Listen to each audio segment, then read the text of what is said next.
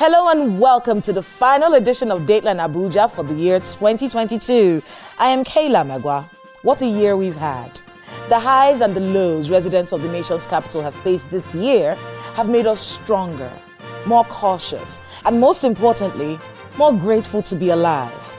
And as we make our way into a new year, we want to take the time to look back at the major stories we've covered this year on Dateline Abuja.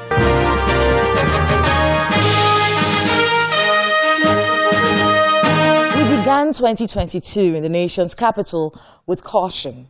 We had just come out of a pandemic.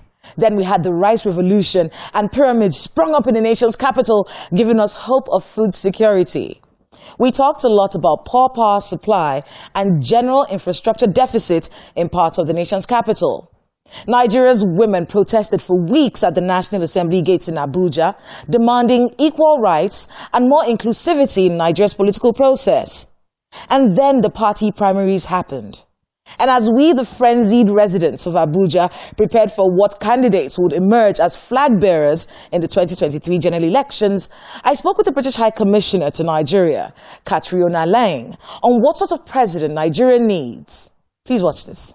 You've lived in Abuja now for about 5 years. Not quite. I'm in my 4th year. So our postings are 3 years plus 1. And I always knew I would take the 4th year because I wanted to stay for the second round of elections. I arrived just before the 2018 elections and I'll be here for the 2023 elections. There have been a lot of people who've had one opinion or the other about the caliber of candidates that we're seeing coming out for the elections. Do you have any thoughts on that? These names that keep popping up for, asking for the tickets from their parties. Are these the men for the job? I think that's the resounding question in the minds of one disappointing thing, as you mentioned, men.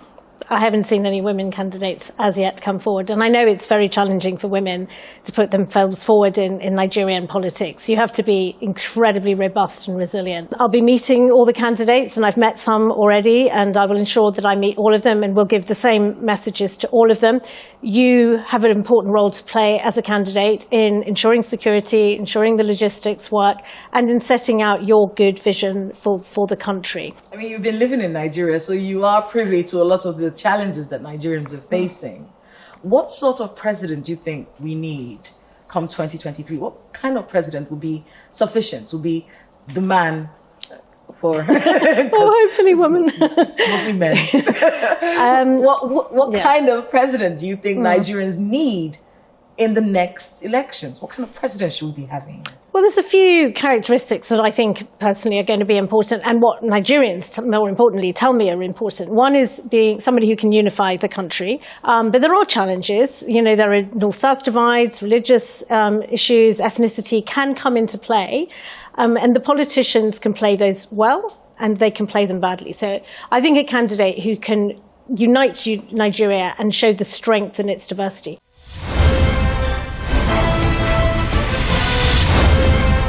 Welcome back. This year, we saw more clearly than ever before the impact of drug use on the nation's capital. In just 2 years, there have been 18,940 arrests nationwide, 3,324 convictions, seized 5.4 kilograms of different controlled drugs and narcotic substances, and rehabilitated 3,326 drug abusers. Anti-drug campaigns were taken to schools in Abuja. As Nigeria's drug prevalence rate rose to 14.4%, the United Nations kicked off a program called Unplugged. I spoke with Mr. Oliver Stolpe, the country representative for the United Nations Office on Drugs and Crime, and he said Nigeria may be treating symptoms and ignoring the root causes of drug addiction in the country. Please watch this. The numbers of young people doing drugs in Nigeria are pretty staggering. This 2018 survey says over 14 million. And over 3 million of that particular figure actually having to deal with drug abuse disorders. What's your take on the drug use and these staggering figures from Nigeria? Well, yes, the figures are quite a reason for concern. But we need also to keep in mind that the data that you were just citing is from 2018.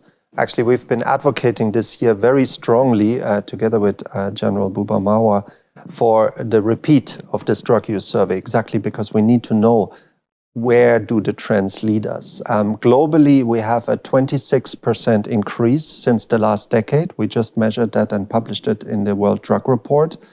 And we are estimating that by 2030, there will be globally an 11% increase, but in Africa, a 40% increase, simply because of the youthful population that you have. Cannabis, because Exactly. That's one of the conversations about cannabis around the world, is it may not be as dangerous as the other drugs. Situations like schizophrenia and psychosis are not necessarily associated with cannabis use. But if people are starting to feel like they need some kind of counseling, then maybe it's something to be worried about. Most definitely. Actually, it's quite interesting. We've also now start to really have some data coming out of the countries and jurisdictions that have decided to legalize cannabis.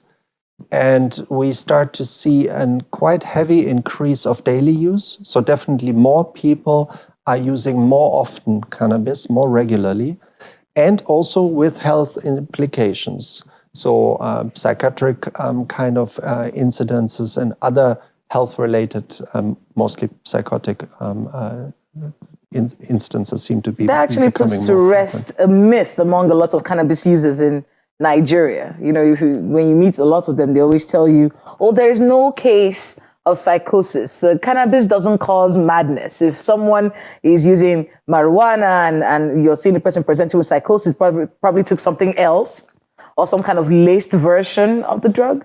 That is, of course, one important part. The mixing of products. And what do we really know about the cannabis? It's not regulated, so we have no idea. It's not regulated, exactly, so we don't know really what we're consuming.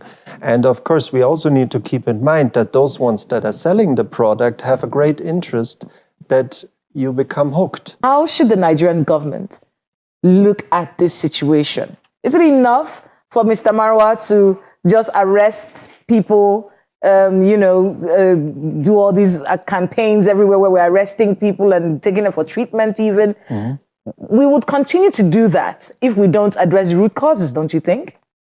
Well, you need to do a bit of both, right? Absolutely, the root causes are critical. Unemployment, economic pressures, but also just general harshness of life, poverty. Those can be contributing factors, but just at the same time, other contributing factors are just, what we see everywhere in the world. Young people using drugs also in affluent societies, actually traditionally more, of curiosity, of peer pressure, of basically wanting to belong. Young people watching people in affluent societies take drugs and believe that I want to be a part of this. Mm. It looks cool. You're watching a music video. Someone is smoking marijuana right there on TV. Sounds like a cool thing to do. Is it time to have a conversation, really, about how popular culture, promotes drug use, especially cannabis? Mm. Now, one of the things that we have really started to do is to go into the schools. We've been working now both with the Federal Ministry of Education and about 5 states, their respective commissions of education, to roll out a school-based life skill program. It's called Unplugged. And it exactly basically seeks to, on the one hand, start that conversation, just as you're saying, but also give young people the capabilities, the life skills to deal with the issues that lead to drug use. For example, peer pressure. How do I react in a situation when I'm here with my friends and somebody starts to light a joint and starts to pass it around? I have maybe another 10 seconds before I need now to decide of whether I take a puff or I say no thank you. And how do I say no thank you without basically becoming, so to speak, the pariah of the group? So that kind of really requires some training. It requires some emotional intelligence. It requires an understanding how stress influences myself. So there's different basically coping mechanisms, life skill coping mechanisms. So not coping through drugs, but coping through basically knowing oneself better. And we have been astonished. We did a double-blind study in the schools in which we ran the program and other schools where the program didn't run. And it was amazing of how well that program really reduced tobacco use, alcohol use, first-time cannabis use, frequency of drug use, but also it increased, for example, class climate, relationship between teachers and students, and relationship between students amongst themselves, and the role of the counselors in the school. So it was really like almost like a social experiment that produced better mini societies in those schools. The humanitarian crisis in Nigeria rose in 2022 as a fallout of continued insecurity nationwide. And many of those displaced by insecurity make their way to Abuja. So we saw initiatives by the FCT administration to make the IDP camps more functional. With 8.4 million people in need of humanitarian assistance in the Northeast alone following this protracted asymmetrical warfare, 1.6 million children facing malnutrition, the United Nations asked for $1.1 billion to support 5.5 million Nigerians. And with 23% funding as at the middle of 2022, we unpacked the weight of this situation with the United Nations Humanitarian Commissioner to Nigeria, Mr. Matthias Schmaler. Please watch this. You've been in Abuja now Nigeria really, for 7 months. Yes, correct. What's it been like? It's been an incredible journey of discovery for me, dominated in many ways by the many problems this country has. Where do you think we're getting it wrong? If we're a country of so many talented people with all these resources, what's wrong? Linked to what I described as or referred to as failed governance, I think part of it is investment. I think investment into the future. I feel there's too much of an attitude of living for the moment rather than investing into the future. So I was driving around the Southeast, 3 states in the Southeast. You went to the Southeast? I went to the Southeast recently, but I saw it in the Northeast. I see it in Abuja. You know, the roads are in parts of the country in such bad shape. And that's what I mean partly by investment. There's not been enough investment into infrastructure. If investment into rural communities would be higher, starting with proper basic education. I think education is a problem and there's not enough investment. So to illustrate that point a bit more, normally one says that countries who want to make sure their people are properly educated need to spend 10% of their state budget, their federal budget on education, or their state budget at all levels. In Nigeria, I think it's 2%.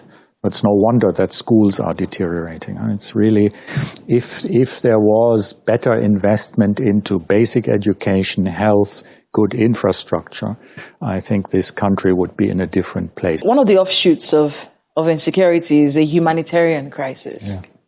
Would you say we are facing a humanitarian crisis in Nigeria? Oh, for sure. The prime example of that for the international community has so far been the Northeast. You know, in international circles, it's called a non-international armed conflict. That for sure has led to a humanitarian crisis, as far as we can tell based on our own vulnerability analysis. Is it a crisis that we can handle as a country? With the help of the UN, of course. Yes, I think so. I mean, I think the crisis in the Northeast is an example of something that is, in the first instance, in my understanding, homegrown. It's, you know, if you have, I mentioned earlier, 100 million people living below the poverty line. You know, if you have hungry, uneducated people, it's fertile ground for what is referred to as terrorism, you know, violent reaction. So I think it is in the first instance that, but of course ISWAP in the Northeast has its links to Islamic State groupings across the world. So there's also an international element. There is, in our estimation, 1.7 million children who are at risk of serious malnutrition. And if we are, as an international community, with government not able to support them properly, we could see 300,000 children in the Northeast at serious risk of starvation later this year. So that, by any standard, qualifies as a humanitarian crisis. And finally, we cannot round up the year 2022 without talking about insecurity in Abuja.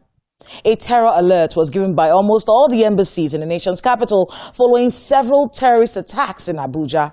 The train line in March, the Guards Brigade attack in July, the Kuje prison break in September, multiple cases of kidnappings all across Abuja, and all of these things happening despite the demolitions and cleanup exercises carried out by the FCT administration in the course of 2022.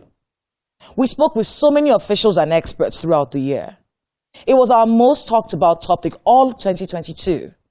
Here are a few solutions they offered to alleviate insecurity in Abuja. Nigeria is not exactly a banana republic. It's not a place where things do not work all the time. If security people want to find you, they will find you. And so what's the story? Why is it taking so long for someone to say something? If someone has called to collect ransom by now, then we should have started tracing people by now. Or is this still under wraps? They will tell us later. Is that what's going on? And I think tracing and tracking is ongoing.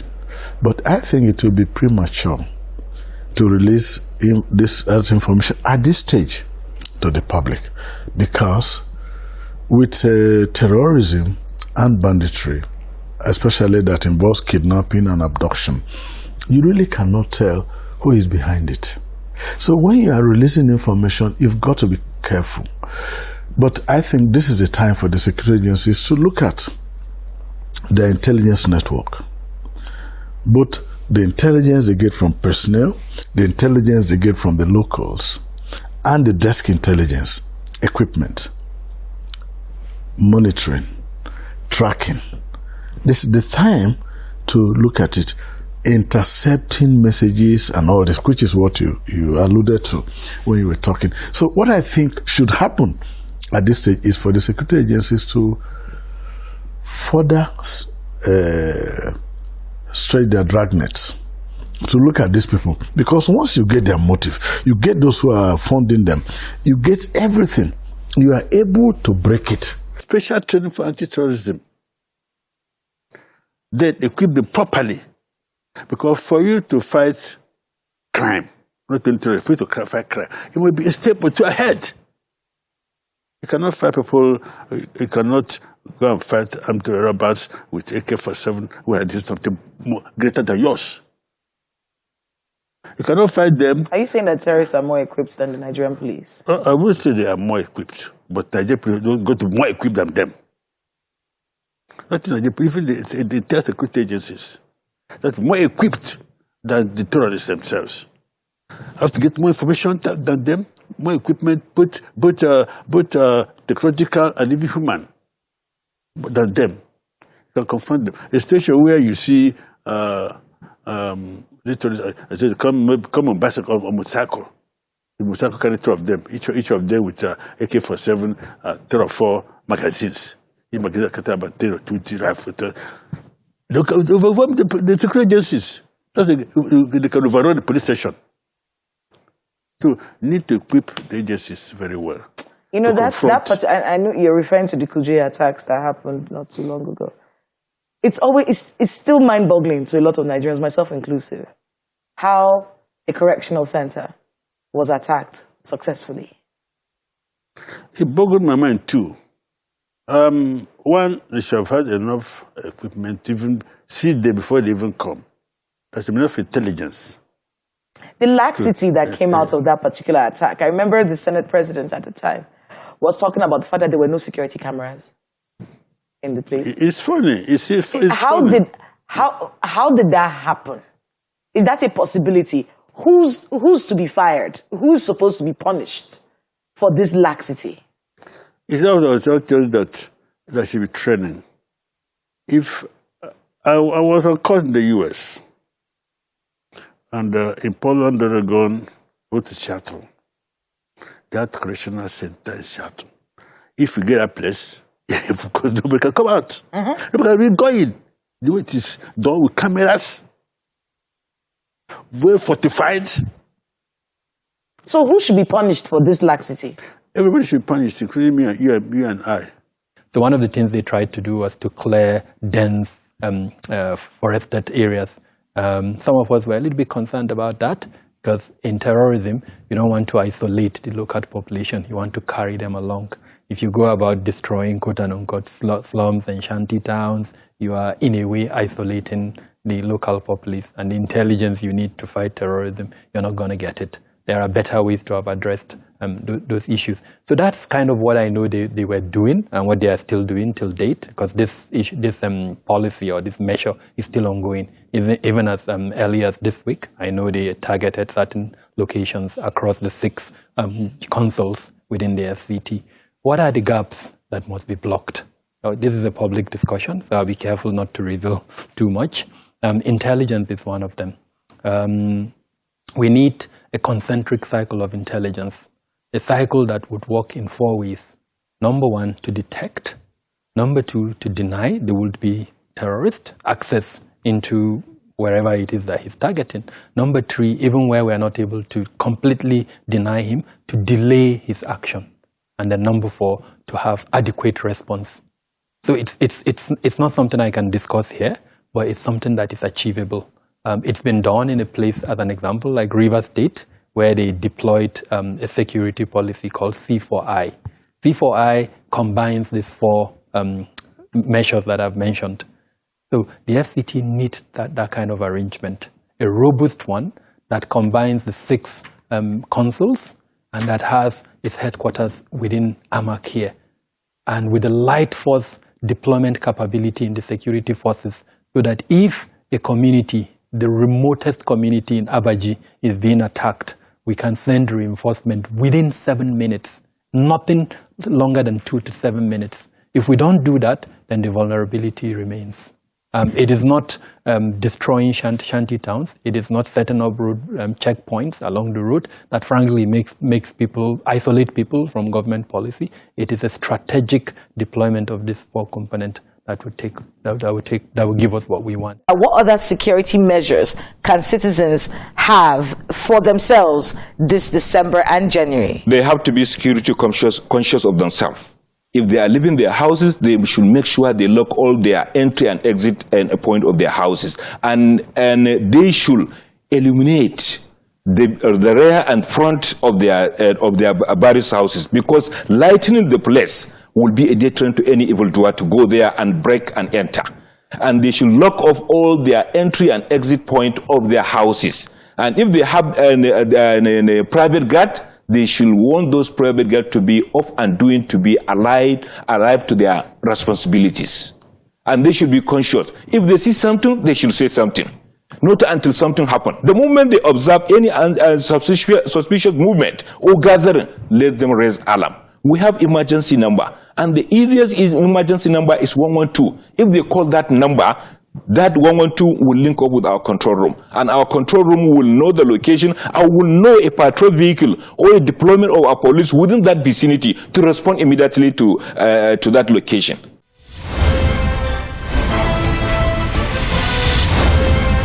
Ladies and gentlemen, that about wraps up Dateline Abuja for the year 2022. Thank you, everyone. The guests, the FCT administration, residents who are ever willing to speak to us when we stop them on the street, and you, our lovely viewers. We're truly looking forward to doing so much more with you in 2023. I am Kayla Megwa. Season's greetings, and have a very happy new year.